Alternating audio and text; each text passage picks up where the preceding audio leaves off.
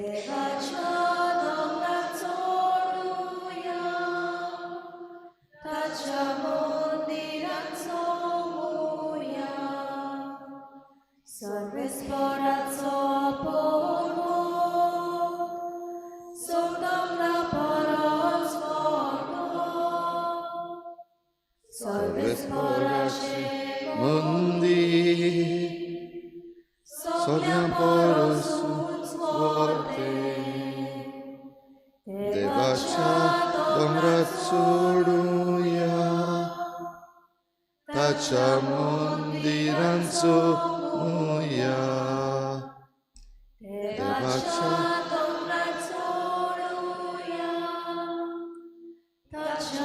मंदिरांत चोमुया.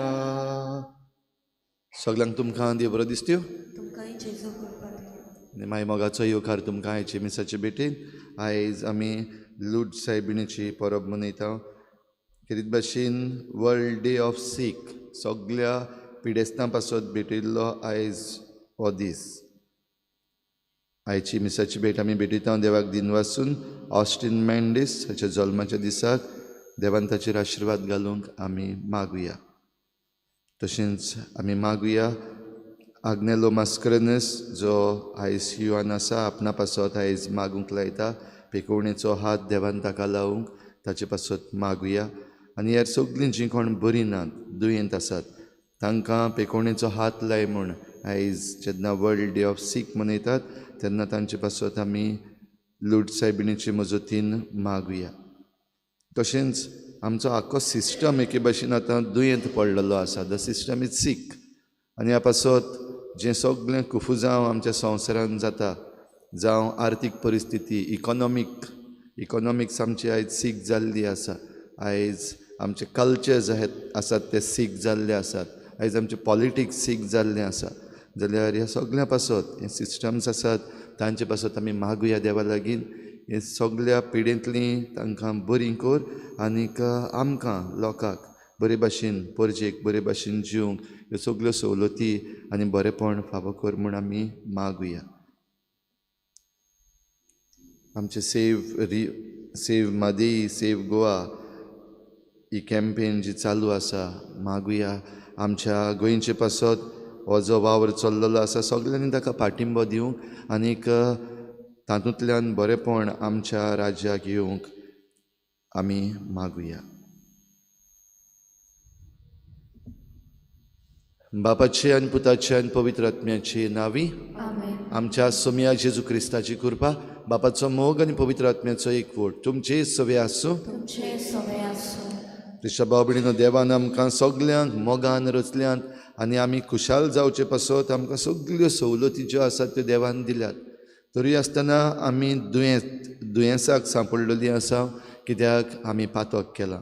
कित्याक देवान दिल्ल्या बरेपणाचेर आमी मनीस आड गेल्या आनी आमकां दिसता ते भाशेन आमच्याच फायद्याक वो आमच्याच एके भाशेन बरेपणाक म्हूण समजून आमी आमचेंच वायट केलां.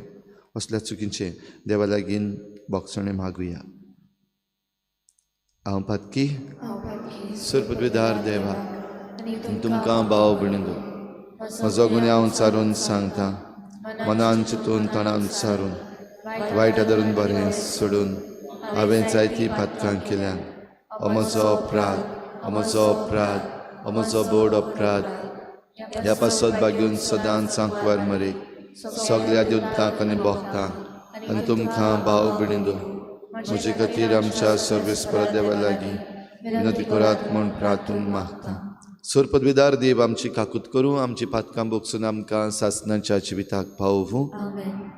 सोम्या काकूत कोर क्रिस्ता काकूत कोर सोम्या काकूत कोर. प्रार्थुया. सर्वेस्परा अगणीत काकलुतीच्या बापा आमचे असोक्तायेन तुजो आदार आनी आसरो जोडूंक आमी ओतरेकता. पातका खोताविणे गरबी संभवलेली तुज्या पुताचे मायेची विनवणी कोनवाडायेन मानून घे आनी आमकां सर्व पिडे शिडेंतली राखून कुडी आत्म्याची भलायकी आनी शाश्वत शांती दी म्हूण विस्वासान आमी मागता. आमच्या सुमिया तुझ्या पुता जेजू क्रिस्ता वरवीं तो खरो देव तुजे सगळें पवित्र आत्म्याच्या एकपणान जियेता आनी राजवट चलयता देवा सासनाच्या सासना आमेन.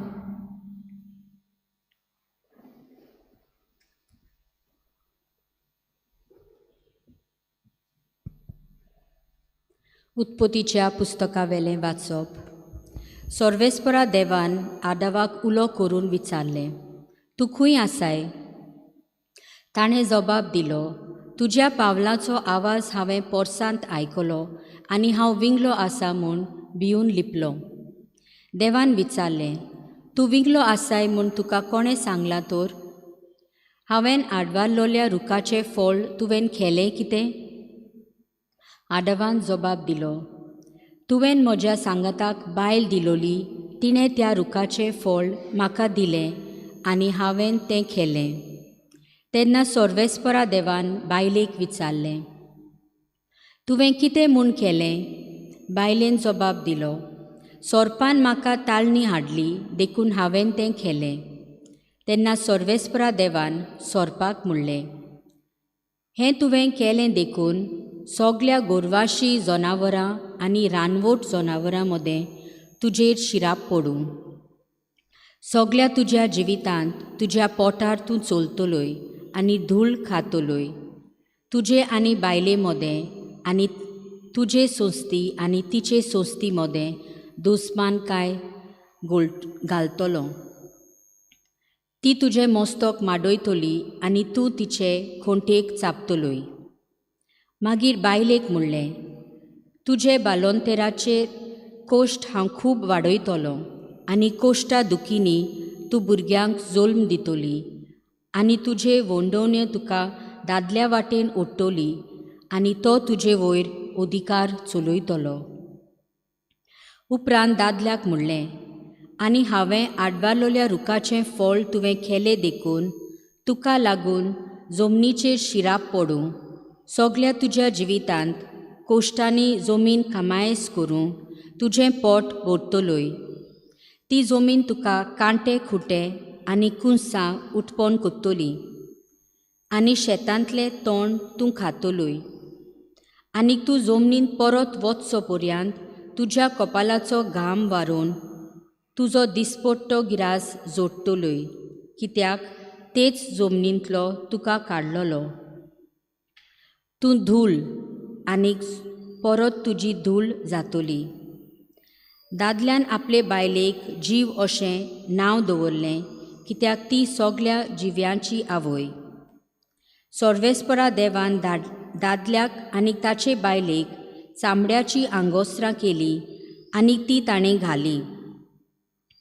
तेन्ना सर्वेस्परा देवान म्हणलें, पळय, वायट बरें ओळखून मनीस आमचे सारको जाला. आतां तो आपल्या हातांत जिविताच्या रुखाचें फळ काडूंक खायत आनी असो सदां सोरवंडा जिवंक सोदीत, पूण हें करूंक ताका दिवचें न्हय. सर्वेस्परा देवान जे जमनींतलो मनशाक काडलो तीच जमीन कामायेस करून वैकुंठांतलो ताका भायर घालो.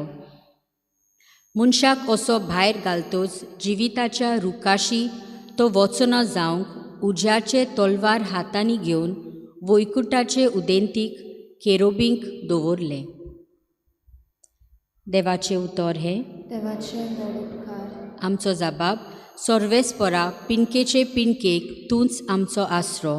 परतून म्हणया, सर्वेस्परा पिनकेचे पिनकेक तूंच आमचो आसरो. पर्वत रचून येवचे आदीं प्रितूम आनी संवसार उत्पन्न जावचे आदीं सासनाक थावन सासनाक पर्यान तूं देव. जबाब, सर्वेस्परा पिनकेचे पिनकेक तूं आमचो आसरो. मनशाच्या पुता दुवानो चोलात परतून, हे एकाच उतरान मनशाक तूं परतून मातयेक धाडटाय. कालचो दीस येवन गेलो, रातचो एक पहार सरून वेता, अशी तुज्या दोळ्यां मुखार 1000 वर्सां. जबाब, सर्वेस्परा पिनकेचे पिनकेक तूंच आमचो आसरो. उठच्या वेळचे सोपन कशें फुलत्या तोंडावरी मनशाचो जीव तूं नाच कोत्ताय. सकाळचें तें किल्लोता आनी वाडटा, सांज पावली म्हणल्यार बावून सुकता. जाबाब: सर्वेस्परा, पिणकेचे पिणकेक तूंच आमचो आसरो. आमचे दीस कितले थोडे ते आमकां विसरूंक दिवं नाका. तेन्ना आमच्या काळजाक मेळटोली जाणवाय. परतून ये सर्वेस्परा. केन्ना पुर्यान रागाबरीत रावतलोय? तुज्या चाकराचे ताका चुचुरे दिसूंक? जाबाब: सर्वेस्परा, पिणकेचे पिणकेक तूंच आमचो आसरो. उद्गार: सर्वेस्पराक सोय सोय, सर्वेस्पराक सोय सोय, सर्वेस्पराक सोय सोय. सर्वेस्पराक सोय सोय, सर्वेस्पराक सोय सोय, सर्वेस्पराक सोय सोय. उंड्याच वरी न्हय, पूण देवाच्या तोंडांतले भायर सरता त्या उतरां वरवीं मनीस जियेता. सर्वेस्पराक सोय सोय, सर्वेस्पराक सोय सोय, सर्वेस्पराक सोय सोय. सर्वेस्पराक सोय सोय, सर्वेस्पराक सोय सोय, सर्वेस्पराक सोय सोय. सर्वेस्पर तुमचे सवे आसूं. तुमचे सवे आसूं. मार्क प्रमाणे जेजू क्रिस्ताचें शुभ वर्तमान. महिमा तुका सुम्या. जेजू भोंवतणी आनीक एक पावट लोकांची व्हड तांडी आसुल्ली आनी जेवूंक खावूंक तांचे कडेन कांयच नासलें. देखून शिसांक आपोवन हाडून जेजून तांकां सांगलें, म्हाका ह्या लोकांचे चुरचुरे दिसतात. कित्याक? पळयात, आज 3 दीस जाले म्हजी सांगाती आसात आनी जेवूंक खावूंक तांचे कडेन कांयच ना. आनी उपाशी तांकां आपल्या घरा हांव धाडीन जाल्यार वाटेर थकून पडटलीं. तर तांचे भितरलीं थोडीं जाणां पयस तावन आयिल्लीं आसात. आनी शिसांनी ताका असो जबाब दिलो, हांगासर ह्या पाड जाग्यार खंयचे म्हूण उंडे हाडून तांकां दादोशी करूंक जातलें? आनी ताणें विचारलें, तुमचे कडेन कितले उंडे आसात?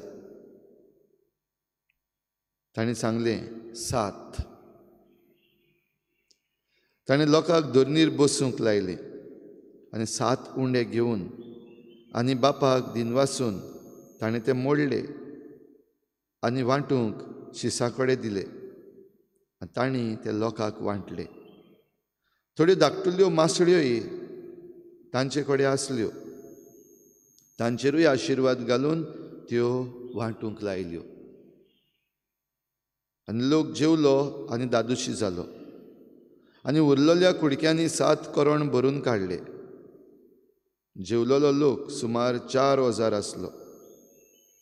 आनी ताणें तांकां धाडलीं आनी रोकडोच आपल्या शिसां बरोबर व्हड्यार चडून दालमानुता प्रांतांतलो गेलो.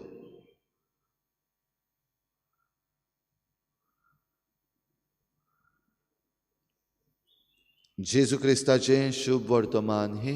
वखणी तुका क्रिस्ता.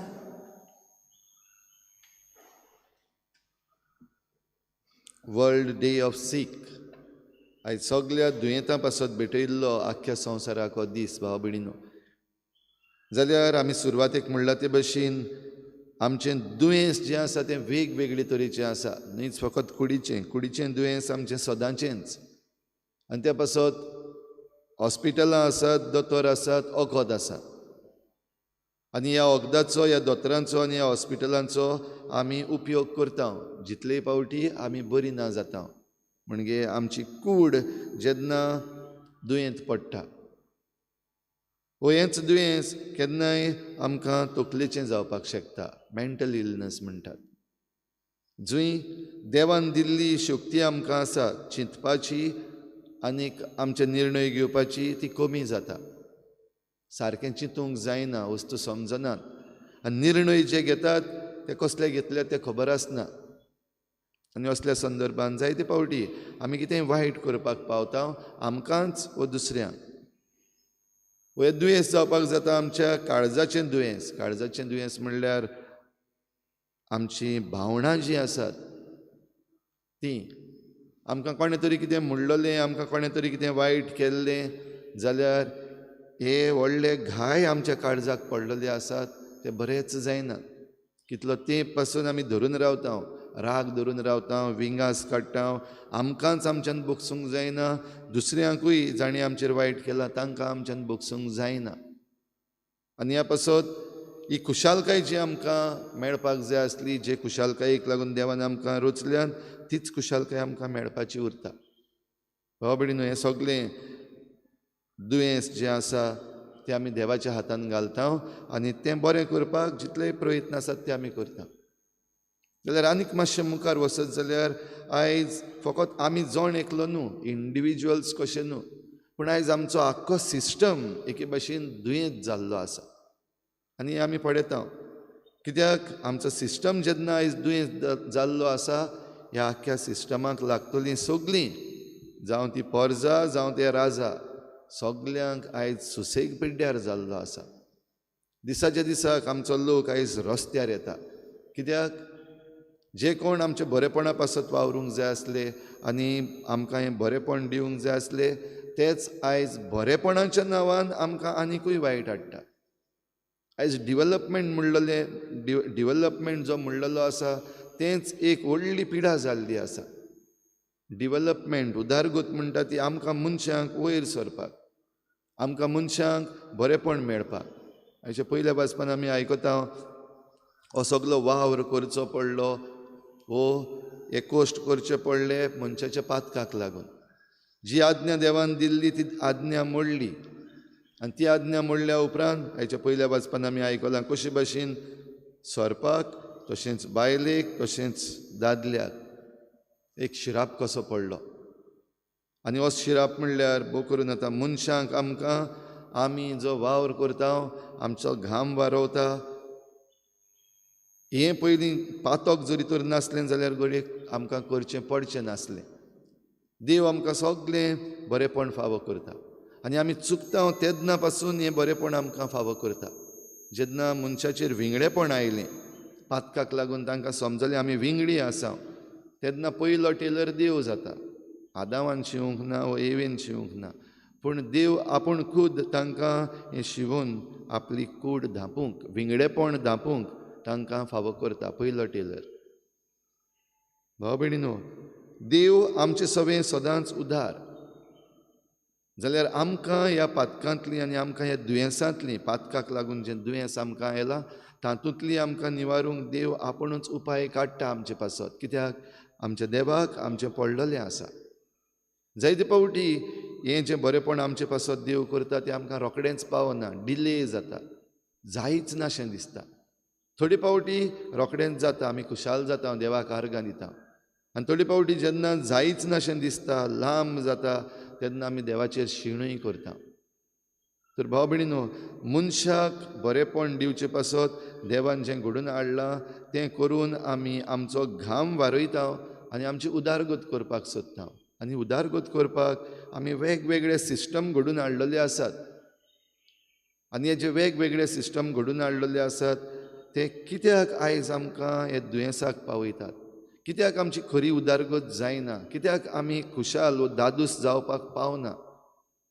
आयज जांचे लागीं जाय ते दुडू आसा तांचेर नदर मारून पडे.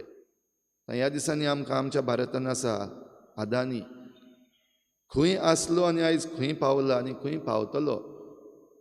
हें सगलें कित्या पासत केल्लें? दादूस जावपाक, खुशाल जावपाक, नामना मेळपाक. जाल्यार आयज नामना खंय पावल्या? आयज हें दादूसपण खंय आसा? आयज हें जें येयल्लें आसा ताचेर वायट, ताचेर झुजपाक सगलो सुसेग ताचोच न्हय, पूण ताच्या घोराब्याचो, ताचे भोंवतणी जीं कोण आसात तांचोय सगल्यांचो सुसेग पिड्यार. म्हणटच ही उदारगत आनी हे पयशे जोडप केल्लें आपल्या दादूसपणा पासत तेंच जायना. सीक जाला, दुयेंत पडलां. कुडीचें दुयेंस कडेन जावंक ना, पूण आयज सुसेग ना जाल्यार आनीक ताच्याहून व्हडलें दुयेंस ना.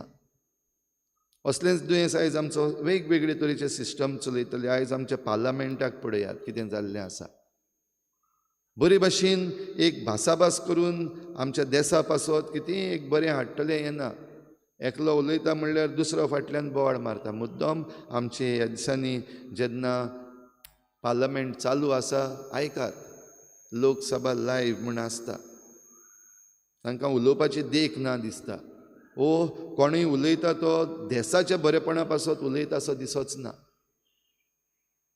आमचे वडील जे आसात, प्रधानमंत्री पासून जाणें देशाचें बरें उलोवपाक जाय, लोकांच्या हिताचें उलोवपाक जाय, आजून पासून आदल्यो वस्तू पयल्या सरकारान कितें केल्ल्यो तें उलयता.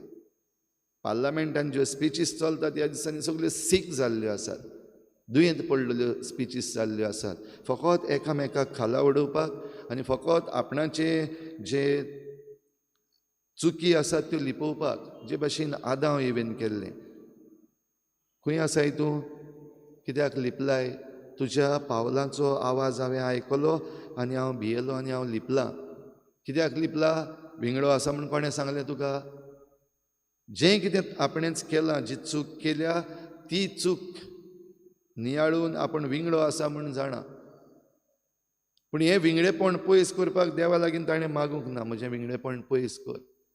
बगोर ताणें रोखडींच बोट दाखयलें, तुवें म्हाका बायल जी दिल्या ते बायलेन म्हाका तें फळ दिलें, तिका लागून हांव पडलां. बायलेक विचारलें, कितें म्हूण तुवें हें केलें? आजून पासून दिसता देव बरे भाशेन विचारता. ते बायलेनूय बीन आपलें पातोक मानून घेवंक ना. चूक जाली सायबा, माफ कर, परतून करची ना हें म्हणूंक जातालें, पूण तिणेंय तें म्हणूंक ना. सोरोप जो आसा त्या सोरपान म्हाका ताळणी घातली आनी हांवें खालें. जस्टिफिकेशन्स, आयज असलीं जस्टिफिकेशन भाव भयणीनो आमचे लागीं सगल्या कडेन आसात. आनी भोव करून आमचे जे वडील आसात तांचे लागीं ही असलीं जस्टिफिकेशन हांवें न्हू, आमच्याहून पयलीं आसात ताणें केल्लें. आनी आतांचो सरकार जो आमचो आसा, कितलीं वर्सां जालीं सरकार चलयता, तरीय पूण आजून पासून आमी कश्टवता, आमी आजून पासून सोंसता तांणी जें पयलें कितें केल्लें तेंच घेवन. सीक जाल्लें आसा आमचें आख्खें सिस्टम, आमचें एडमिनिस्ट्रेशन सीक जाल्लें आसा. तर असल्या संदर्भान भाव भयणीनो कितें करपाचें, खंय वचपाचें आमी, आमकां कितें मुखार फुडार आसा? आमी भुकेल्या, आमी तानेल्या, आमी रावता, आमकां केन्ना न्हीद मेळटली? आयज आमकां जेवण खाण उणें ना. आयज आमचे लागीं जायतें जेवण खाण आसा, आयज आमचे लागीं जायतो पयसो आसा. एक अर्थक्वेक आयलो आनी एक कितें असलें आमची सृश्टी आड गेली जाल्यार तें सगळें काबार जाता. अर्थक्वेक जाल्लो आसा टर्की, सिरिया, काबार सगळें. इतलें सगळें आसतलें खंय आसा? आमचेरूय तसलें येवपाक जाता. म्हणटूच रेस्क्यू ऑपरेशन्स कितले आयले म्हूण तांच्यान हें सगळें हाताळपाक जायना. दे कॅनॉट हँडल. जाल्यार असल्या संदर्भान भाव भयणीनो खंय वचपाचें? कोण आसा? फकत एक देव. आयज शुभ वर्तमानान आमी पळयता जेजू बराबर हो लोक आसलो 3 दीस ताचें आयकूंक, आपले पिडेंतलीं बरीं जावपाक. जेजू देव आनी देव म्हणटच हें सगळें ताका समजता. आपल्या ह्या लोकांक जे कोण आपणाक मेळूंक आयल्यात, आयकूंक आयल्यात, तांकां पळोवन जेजू समजलो तांचे म्हाका चुरचुरे दिसतात. आनी चुरचुरे दिसतात ते कित्याक? मनशाळी गोश्ट. 3 दीस तांचे लागीं जेवण ना, कांय खावंक ना.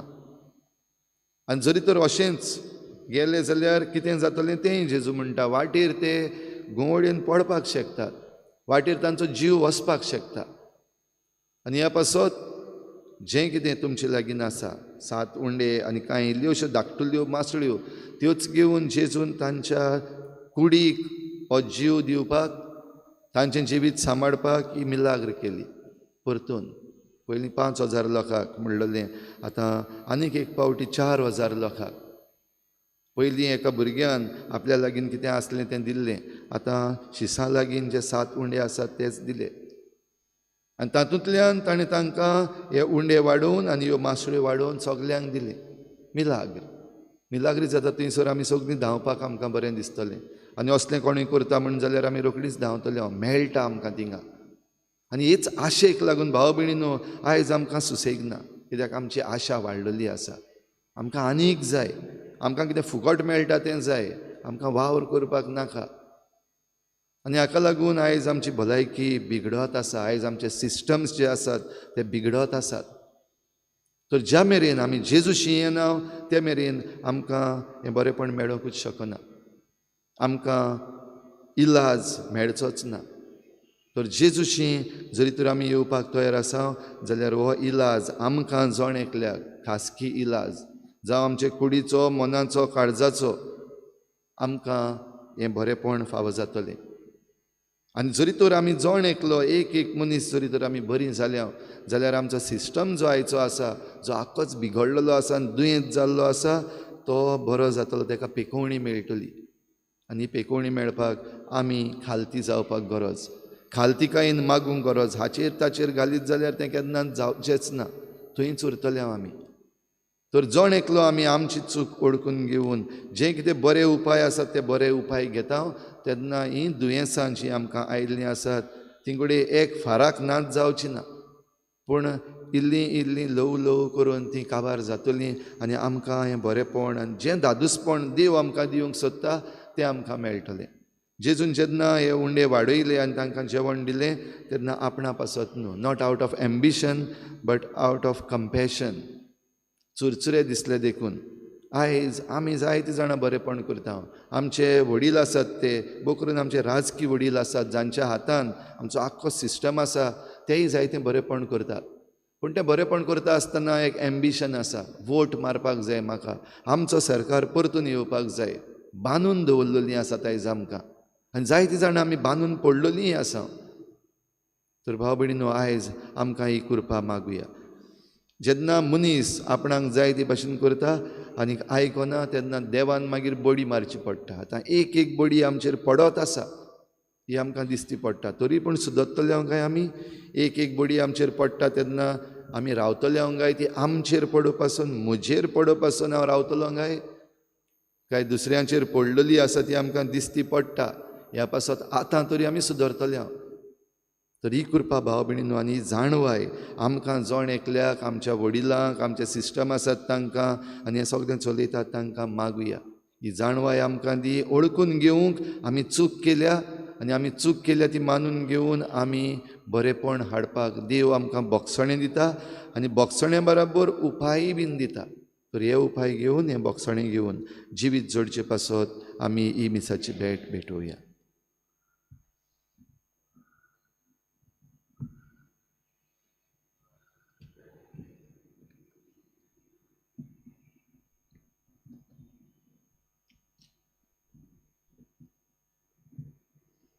गायन घेऊया C24 पेज नंबर 38. C24.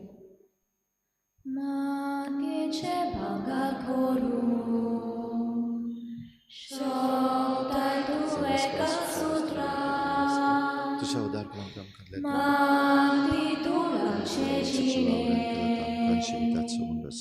भांगार कोर पवित्रात्म्या तुझ्या उदारपणांत आमकां दाकांचो सोरो तुका भेटयता. दाक वालीन दिला म्हणून शिक्षक वावरान केला तो आमकां आत्मीक पिवण जातलें.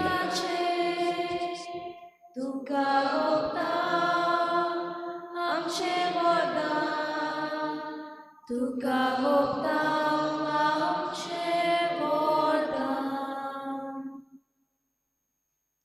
म्हज्या भाव भयणीनो, म्हजें तुमचें बलिदान सर पदवीदार देवा बापाक मानता तसलें जावं म्हूण मागात. हे तुमच्या हातांतलें बलिदान आपल्या मनांत आनी मोहिमेक आमच्या नेके पवित्र सभेच्या आदाराक सगळे स्फोट मानून घेऊ.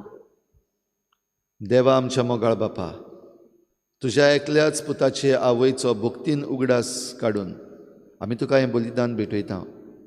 ताचे वरवीं तुजे कृपेच्या आदारान आमीच तुका मानता तसलें बलिदान सदां जावंक निर्मी म्हूण नम्रतायेन मागता. आमच्या सोम्या जेजूचे नांवी सर्वेस्पर तुमचे सवे आसूं. तुमचे सवे आसूं. आमचीं काळजां उबारुया. आमी ती सर्वेस्पराक लायक लागता. सर्वेस्पराक आमच्या देवाक दिनवासुया. होय अशें आमी करूंक फावो. सर्वेस्परा पवित्र बापा, सर पदवीदारान सासणाच्या देवा, सर्व काळ्यान सर्वताय आमी तुका दिनवासूंक फावो हो कायदो नितीचो आनी आमच्या फायद्याचो. निती आंकवार मरेक लूट सायबिणीक आयज आमी नोमान करतना एका ताळ्यान आमी तुका वाखाणटा, तुका वंदिता, तुजी किर्ती परगडटा. आपल्या आंकवारपणाची व्हडवी सांबाळून पवित्र आत्म्याचे कृपेन तुज्या एकल्याच पुताची ती आवय जाली. आनी सासणीक प्रकाश तिणें संवसाराक फांकयलो तो जेजू क्रिस्त आमचो सोमी. ताचे उद्देशीं देवदूत आनी सर्गीचो सगलो दलबार तुजी थोर महिमा वाखाणटात. तांचे सांगाती आमचे ताळे मेळून आनंदान आमी तुजी स्तुती गायता. पवित्र पवित्र पवित्र दलबारांचो सर्वेस्पूर तूं, स्वर्ग आनी संवसार भरल्या तुज्या वैभवान. म्हूण सर्गी तुका सोय सोय, सर्वेस्पराचे नामी येता ताका सोय. म्हूण सर्गी तुका सोय सोय. बापा खरोच तूं पवित्र, तूं सगल्या पवित्रपणाची जोर तुज्या पवित्र आत्म्यांक धाडून ही देणी पवित्र कर म्हूण आमी मागता. जावं ती आमकां आमच्या सोम्या जेजू क्रिस्ताची कूड आनी रगत. आपलेच कुशीन कोश्ट मरण सुखवीचे आदी ताणें उंडो घेतलो. तुका दिनवासून तो मोडलो, तो आपल्या शिसांक दिलो आनी म्हळें, ओ तुमी समेस्त घेयात आनी खायात, ही म्हजी कूड तुमचे पासत समर्पणशी.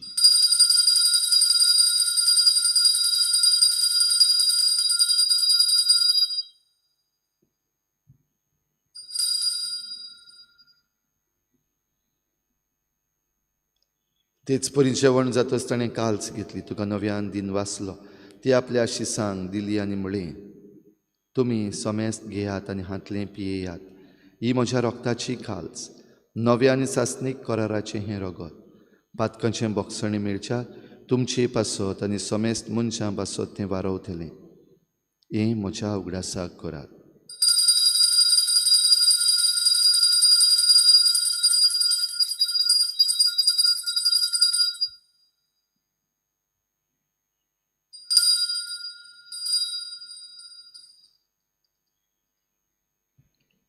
बाबार्ताचो गुटपर गोठुया.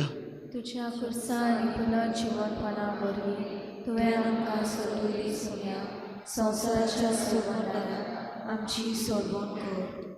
बापा जेजूच्या मरणाचो आनी पुनर्जीवनपणाचो आमी भक्तीपणी उगडास करता आनी हो जिविताचो उंडो आनी सोडवणेची काल्स तुका समर्पिता.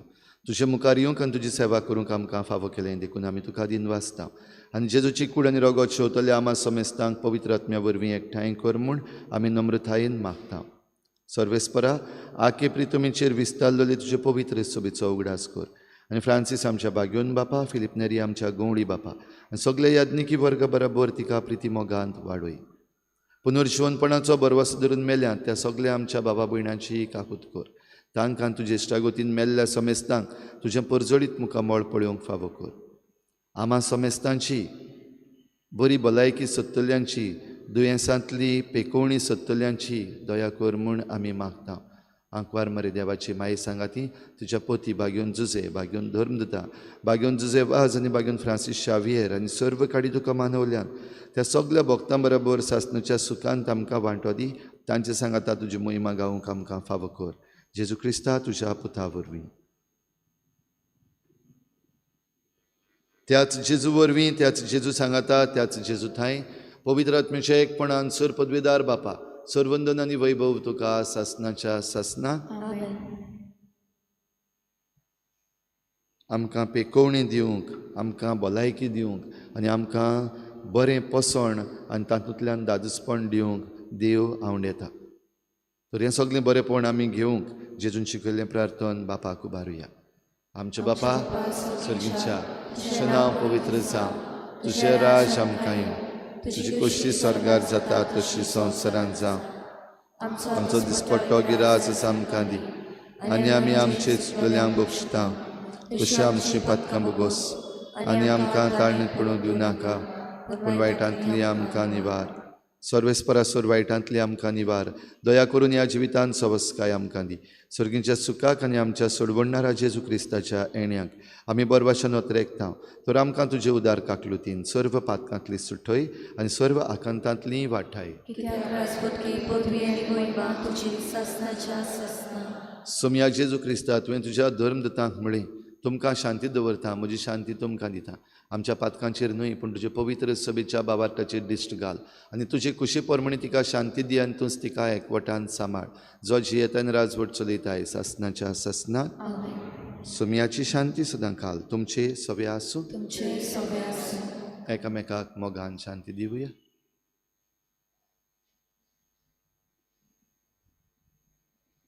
देवाचे शिले तूं संवसाराचे पाप काडटले आमची काकूत कर. देवाचे शेवेक संवसाराचे पाप काडटले आमची गागूत कोर देवाचे शेवेक संवसाराचे पाप काडटले आमकां शांती दी.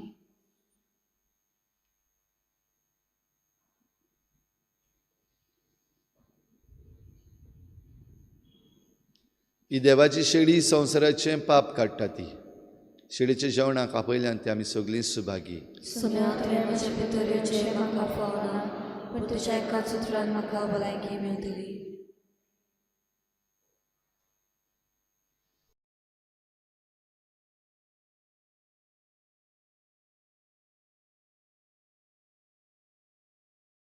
आत्मीक कुमयाव खातीर मागणें. मोगाळा जेजू, मोगाळा तूं जेजू भोव पवित्र संस्कारान तूं भोव पवित्र संस्कारान हाजीर आसाय म्हूण हाजीर आसाय हांव म्हूण सोत मानता. हांव साथ मानता. सगळ्या वस्तूंवन हांव सगळ्या वस्तूंवन हांव तुजो मोग करता तुजो मोग करता आनी हांव तुका आनी हांव तुका म्हज्या आत्म्यान घेवन म्हज्या आत्म्यांत घेवन आशेता. आशेता. हे घडयेक एक घडयेक तुका हांव हांव संस्कारान घेवन संस्कारांत घेवन शोकना म्हणटच शकना म्हणटो आत्मीक वाटेन तरी आत्मीक वाटेन तरी म्हज्या काळजांनी म्हज्या काळजांनी तूं म्हज्या काळजान तूं म्हज्या काळजान आसा म्हूण समजून आसा म्हूण समजून हांव तुका वेंगयता हांव तुका आनी वेंगयता आक्कोच आनी आख्खीच तुका तुका एकवडटा. एकवडटा. तुजे कडसून तुजे कडसून केदींच वेगळो जावं केदींच वेगळी जावं म्हाका दिवं नाका. म्हाका दिवं नाका. आमेन. आमेन. तुजेच पातल्यान येता जेजू आमच्या गवळ्या बुकेन आमी मोडटा जेजू आमच्या हुंड्या. तुजेच पातल्यान येता जेजू आमच्या गवळ्या बुकेन आमी मोडटा जेजू आमच्या हुंड्या. जिविताच्या उक्त्या मार्गार जेजू आमचे विसो वाचता. ओरोड्यांतल्या सुख्या जाग्यार जेजू आमचे उदकांत लिका. तुजेच पातल्यान येता जेजू आमच्या गवळ्या बुकेन आमी मोडटा जेजू आमच्या हुंड्या.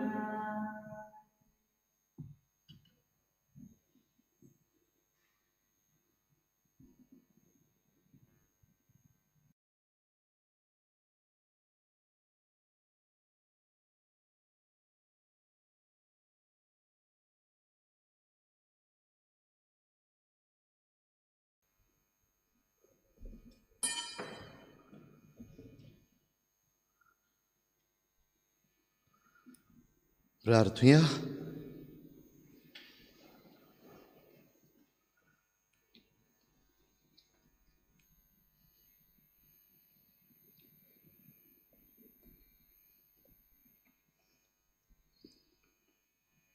सर्गींच्या बापा, तुज्या पुताचे आवयचो उगडास काडून ह्या पवित्र जेवणान आमी वांटो घेतला आनी ताचे वरवीं आमच्या सोडवंडरा जेजूच्या जिवान तुवें आमकां भरलें.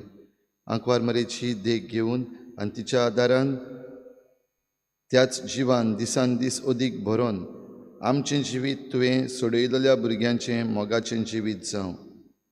हें आमी मागता क्रिस्ता आमच्या सोम्या वरवीं. आमेन. सर्वेस्पोर तुमची सवय आसूं. तुमचे सवय आसूं. सर पदवीदार देव बाप आनी पूत आनी पवित्र आत्मा तुमचेर आशिर्वाद घालूं. आमेन. वचून या जेजूचे शांतीन आनी मोगान तुमकां धाडटा. देवाचे गोडूपकार. गायन घेवया T56 पेज नंबर 227. T56. तुझ्या गोपात माये आमकां पागून दवर